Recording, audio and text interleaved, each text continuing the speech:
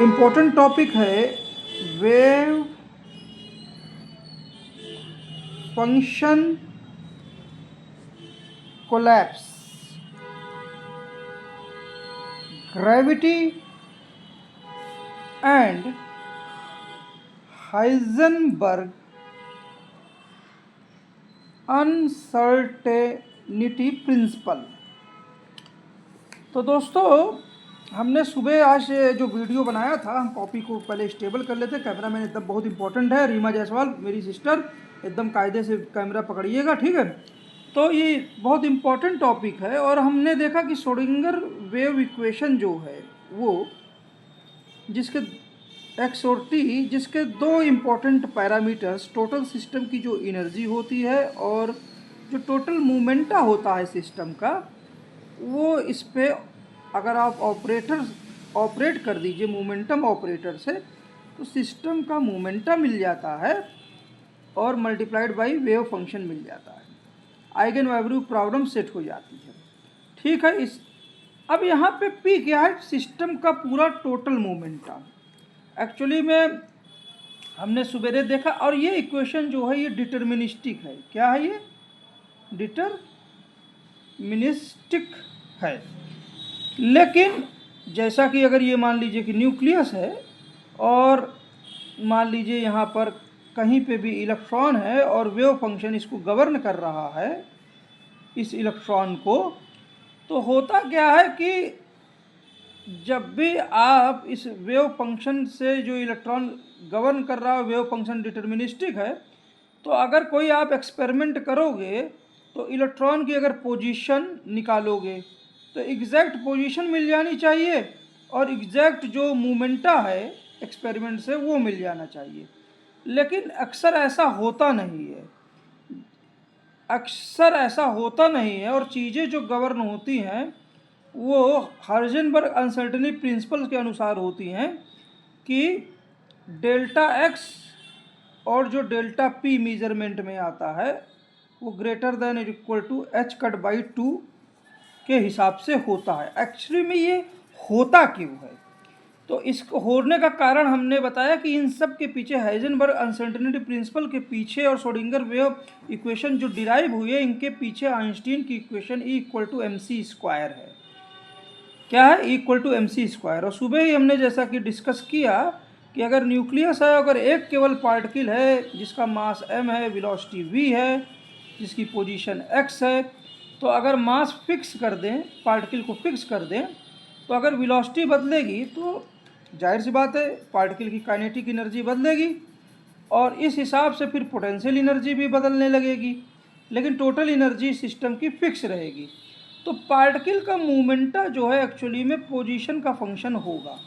Position का function होगा और सिस्टम की जो टोटल एनर्जी लिखी जाएगी वो पोटेंशियल एनर्जी मतलब फील्ड की एनर्जी प्लस काइनेटिक एनर्जी, वो हो जाएगी पी स्क्वायर बाई 2m। और m जहाँ पार्टिकल का मास है, और क्लासिकल सेंस में देखें तो मास अगर फिक्स कर दीजिए मान लीजिए, तो मोमेंटा जो है यहाँ x का फंक्शन है। और श्रोडिंगर इक्वेशन में जो साई है, और साई से हम जब ऑपरेट करते हैं इस वेव फंक्शन पे तो टोटल मोमेंटा आता है। तो जाहिर सी बात है कि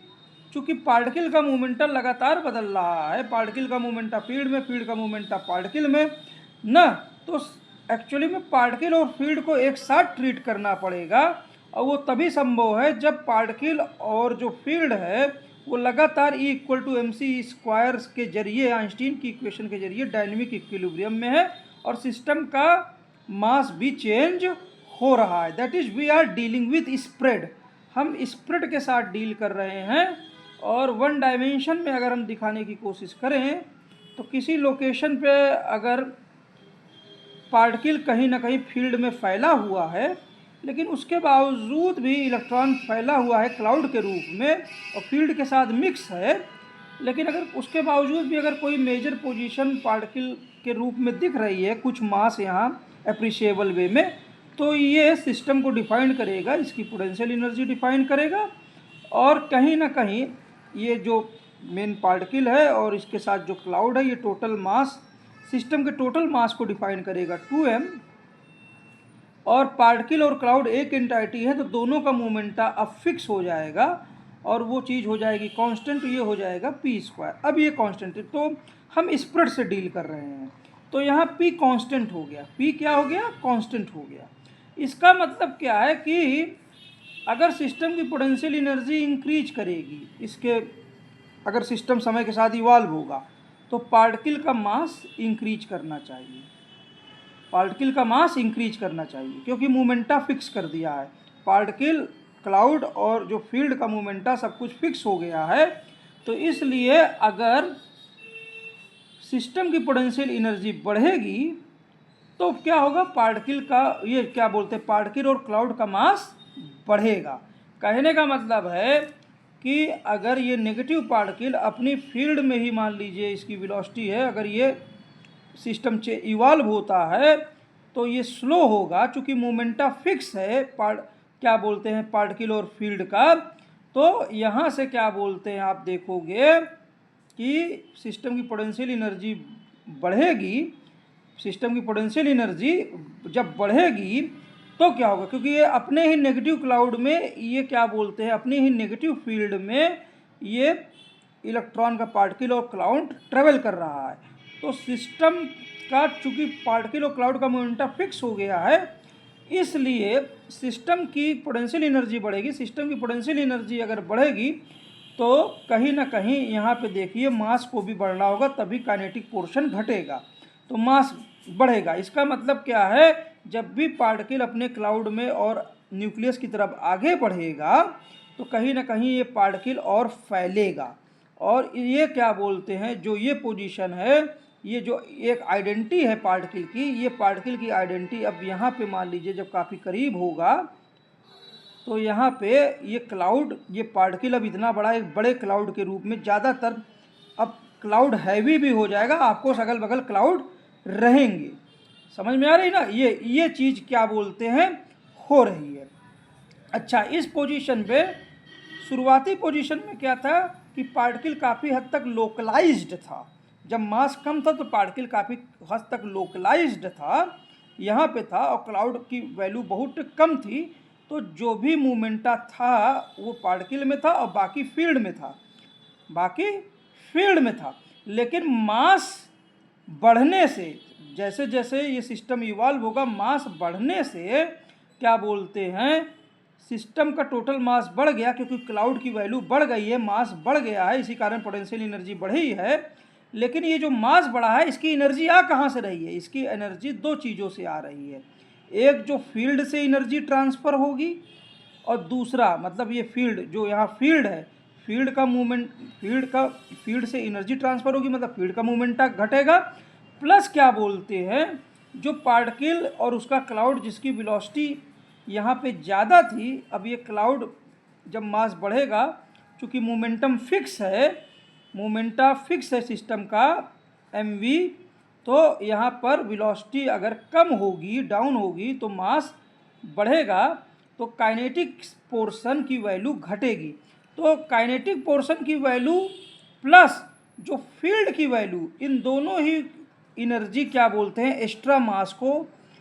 जो मास सिस्टम का इंक्रीज हुआ है उसको इंक्रीज करेगी। समझ रहे हो कैमरामैन? तो इससे होगा क्या कि आप देखोगे कि अब ज़्यादातर मास क्लाउड के रूप में फैला है, और फील्ड की ओवरऑल जो एनर्जी है, फील्ड की एनर्जी और जो क्या बोलते हैं फील्ड का मूवमेंटा, एक्चुअली में इलेक्ट्रॉन फील्ड की जो एनर्जी है और जो उसका मूवमेंटा है फील्ड का, वो अब कम हो गया है जब पार्टिकल स्प्रेड होगा। तो जब पार्टिकल जब ज़्यादा स्प्रेड होगा तो पार्टिकल का मूवमेंटा ज़्यादातर फैला हुआ है,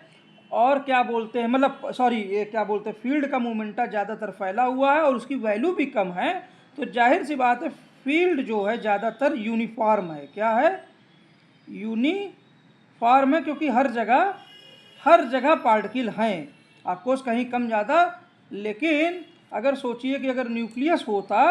और न्यूक्लियस के साथ फील्ड हर जगह होती और पार्टिकल ज़्यादातर एक जगह होता, बाकी जगह क्लाउड कम होता, तो कहीं ना कहीं यहाँ की फील्ड काफ़ी स्पेशल होती,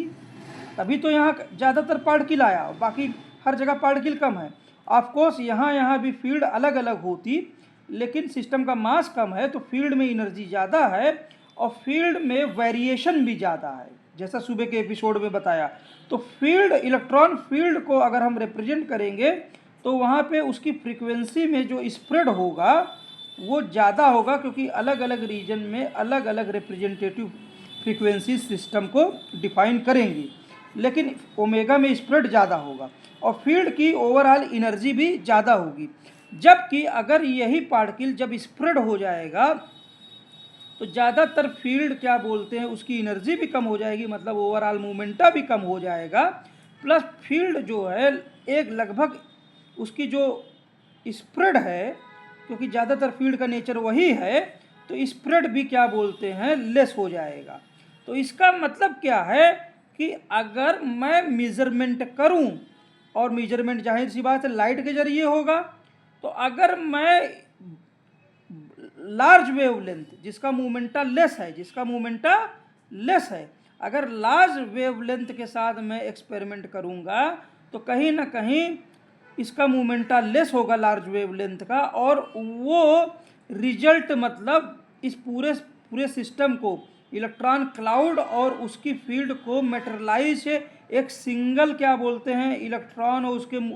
करस्पॉन्डिंग मोमेंटा में तभी कर पाएगा जब हम एक बड़ी वेवलेंथ लें, और बड़ी वेवलेंथ तभी इंटरेक्ट करेगा जब सिस्टम इस तरह से हो कि ज़्यादातर मास फैला हो और फील्ड में मोमेंटा कम हो। और चूंकि ये मोमेंटा यूनिफॉर्मली है फील्ड का, तो इसलिए क्या बोलते हैं इन परिस्थितियों में जो डेल्टा एक्स होगा, चूँकि लॉन्ग वेवलेंथ का मतलब है डिस्ट्रीब्यूटेड सिस्टम के साथ इंटरेक्शन हो रहा है, तो डेल्टा एक्स ज़्यादा होगा, लेकिन फील्ड चूँकि फील्ड लगभग एक ही जैसी है क्योंकि हर जगह पार्टिकल हैं, तो ओमेगा में स्प्रेड कम होगा, तो इसलिए क्या बोलते हैं डेल्टा पी डाउन हो जाएगा। तो वहीं दूसरी ओर क्या बोलते हैं, अगर हम डिस्ट्रीब्यूटेड सिस्टम में ना हो, ज़्यादातर अगर मास एक पॉइंट पे हो, तो फील्ड का ओवरऑल मोमेंटा भी ज़्यादा है, ओवरऑल मोमेंटा तो ज़्यादा है, प्लस फील्ड जो है अलग अलग उसमें अलग अलग रिप्रेजेंटेटिव फ्रीक्वेंसीज हैं, मतलब ओमेगा में स्प्रेड भी क्या बोलते हैं अलग है और ओवरऑल मोमेंटा भी ज़्यादा है। इसलिए अगर हमको कम स्प्रेड में अगर हम चाहें कि पोजीशन को ज़्यादा स्प्रेड में ना पकड़ें, बल्कि हम क्या बोलते हैं इलेक्ट्रॉन को उसकी पोजीशन को कम स्प्रेड के करस्पॉन्डिंग सिस्टम में पकड़ना चाहें, तो हमको ज़्यादा मोमेंटा के करस्पॉन्डिंग मतलब शॉर्ट वेवलेंथ के करस्पॉन्डिंग हमको क्या बोलते हैं अपनी वेव यहाँ पर भेजनी पड़ेगी। और वही हमने पढ़ा है क्लासिकल फिजिक्स में कि लॉन्ग वेवलेंथ समान वेवलेंथ के साथ इंटरेक्ट करती है, तो इसलिए अगर वेवलेंथ हाई रहेगी तो वो डिस्ट्रीब्यूटेड सिस्टम के साथ इंटरेक्ट करेगी, इसलिए अनसर्टेनिटी ज़्यादा होगी, और चूँकि फील्ड में मोमेंटा कम है एक जैसा है तो मोमेंटम की अनसर्टेनिटी कम हो जाएगी। लेकिन अगर हम स्ट्रांग वेवलेंथ लेंगे तो स्ट्रांग वेवलेंथ सिस्टम से वहाँ इंटरेक्ट करेगी जहाँ पे सिस्टम का ओवरऑल ये क्या बोलते हैं फील्ड का मोमेंटा ज़्यादा हो, मतलब पार्टिकल का मास कम हो, और इन परिस्थितियों में फील्ड हाईली डिफ्रेंशिएटेड रहेगी, तो कहीं ना कहीं जो इंटरेक्शन होगा वो इसी कम स्प्रेड में होगा, तो इसलिए जो भी इंटरेक्शन होगा तो यहाँ पर डेल्टा एक्स की वैल्यू क्या बोलते हैं वो कम हो जाएगी, क्योंकि हायर वेवलेंथ से हम इंटरेक्ट कर रहे हैं, और हायर वेवलेंथ के करस्पॉन्डिंग लोअर ज़्यादा मोमेंटा की वेव से इंटरेक्शन करेंगे, और ज़्यादा मोमेंटा की वेव से इंटरेक्शन करेंगे तो ज़्यादातर सिस्टम कम रेंज में अवेलेबल है, तो इसलिए डेल्टा एक्स की वैल्यू आपको डाउन मिलेगी।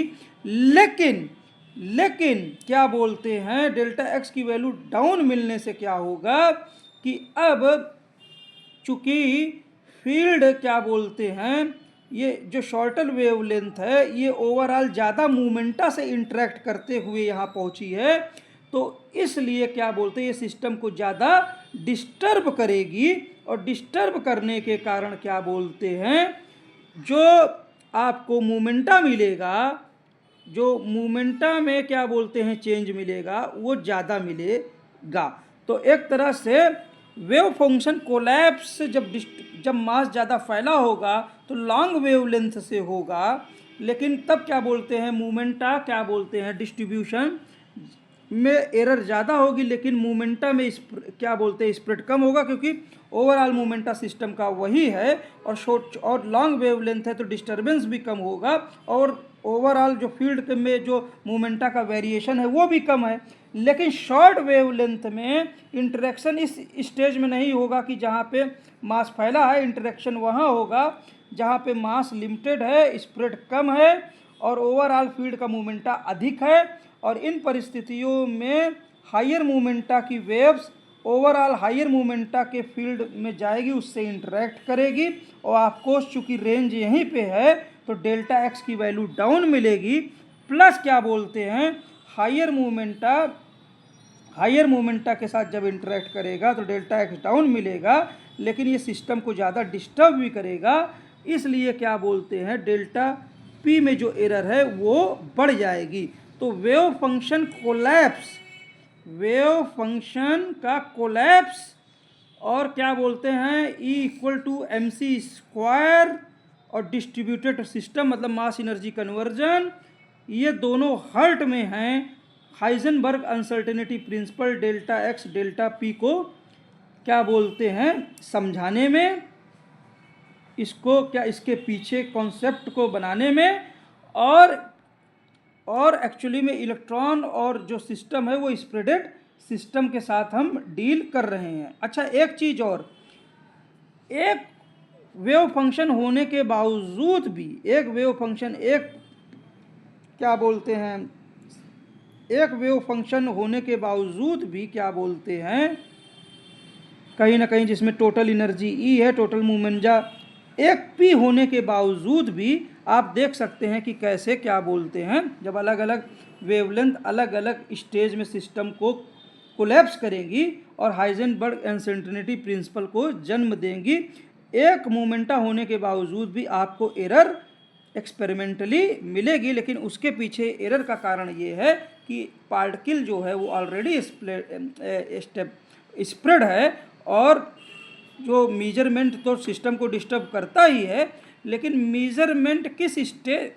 सिस्टम को कब डिस्टर्ब करेगा वो डिपेंड करेगा कि वेवलेंथ आप कौन सी यूज कर रहे हो और सिस्टम की स्टेज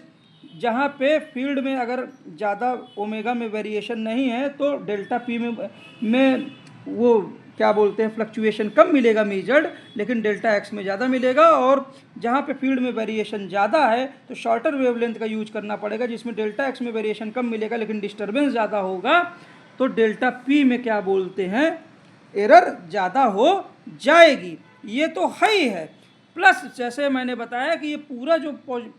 न्यूक्लियस और इलेक्ट्रॉन का ये पूरा सिस्टम आइसोलेटेड नहीं है, कहीं ना कहीं ये ग्रेविटॉन शीट से बन रहा है, सब कुछ ग्रेविटॉन, जैसे पिछले एपिसोड से देखिए। तो एक बार अगर मान लीजिए क्या बोलते हैं न्यूक्लियस क्या बोलते हैं यहाँ पर एक बार मान लीजिए एक सिंगल पार्टिकल से अगर हम मान लीजिए इफेक्टिवली चालू करते हैं पोजीशन एक्स पर और मोमेंटम पी पर, और फिर से क्या बोलते हैं ये सिस्टम इवॉल्व होने दें और ये पार्टिकल अपनी आइडेंटिटी पूरी तरह से यहाँ पे मान लीजिए खो जाए और वेव फंक्शन जो सिस्टम का है वो फिक्स है, डिटरमाइंड है, पी है, ई है, और मान लीजिए मेजरमेंट नहीं भी कर रहे हैं, लेकिन चूँकि न्यूक्लियस और इलेक्ट्रॉन सिस्टम कहीं ना कहीं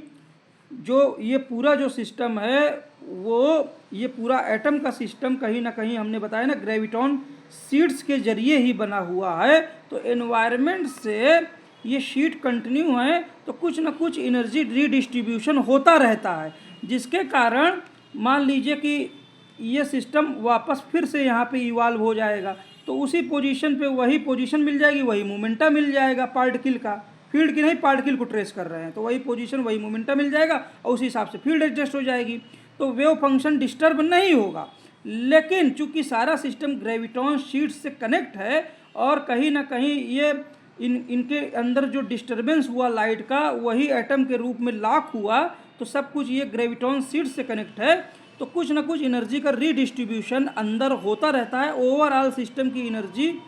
फिक्स करते हुए भी, ओवरऑल मोमेंटा सिस्टम का फिक्स होने के बावजूद भी ये क्या बोलते हैं, कुछ ना कुछ सिस्टम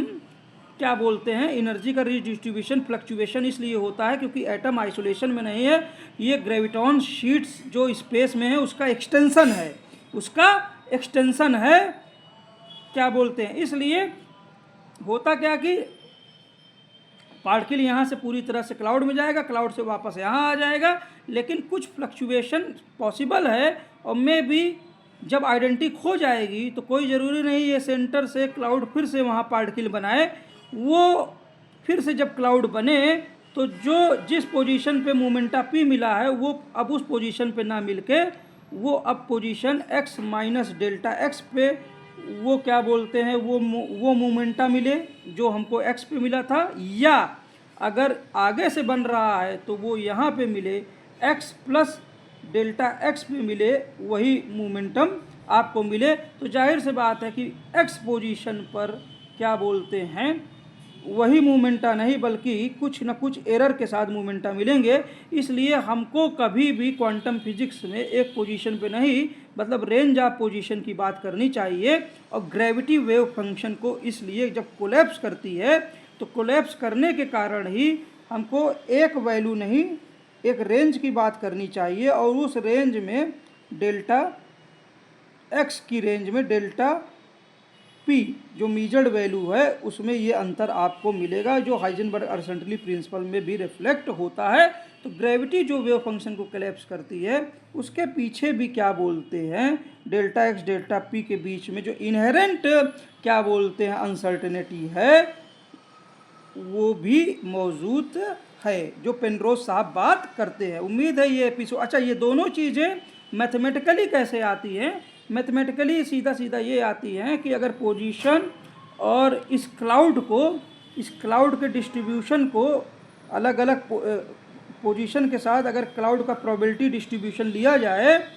तो ये जो साई है ये क्या बोलते हैं वेरी तो करता है, लेकिन मैथमेटिकली प्रोबेबिलिटी थ्योरी में क्या होता है कि ये डिस्ट्रीब्यूशन ही क्या बोलते हैं, ये probability distribution wave function probability distribution के बराबर हो जाता है वेव फंक्शन। और इसलिए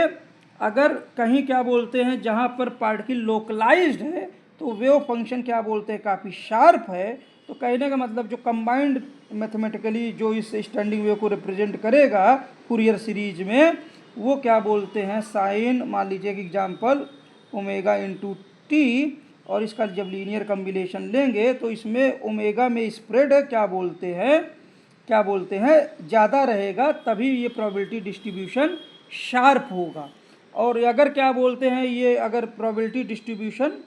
फैला हुआ है तो फैला हुआ है क्या बोलते हैं मतलब ये क्लाउड वाली स्थिति रिप्रेजेंट कर रहा है, फैला हुआ है, तो इस पोजीशन में क्या बोलते हैं जस्ट क्या बोलते हैं रिवर्स हो जाएगा, क्योंकि अब डेल्टा एक्स में वेरिएशन ज़्यादा है तो कम नंबर ऑफ वेव्स कम फ्रीक्वेंसी में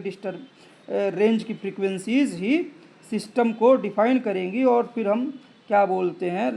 जो भी फूरियर ट्रांसफॉर्म फंक्शन का लिखेंगे या फूरियर किसी भी फंक्शन एक्स को रिप्रेजेंट करेंगे वहाँ पे कम फ्रीक्वेंसी